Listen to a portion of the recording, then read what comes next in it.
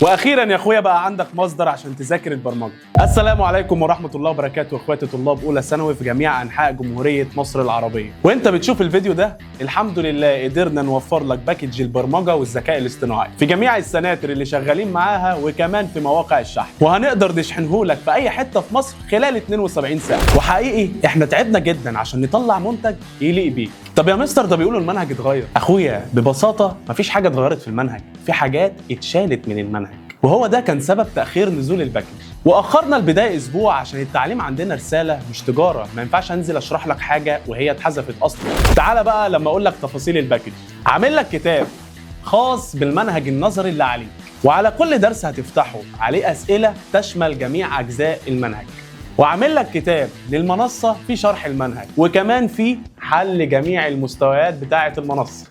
وكمان هتلاقي مع الباكج نوتة جميلة عشان تكتب فيها الملاحظات بتاعتنا اللي هتتقال في المحاضرة. يلا مستني ايه؟ العدد محدود، الحق اطلب نسختك. وخلي بالك هتلاقي عناوين السناتر ومواقع الشحن في الكومنتات. سلام.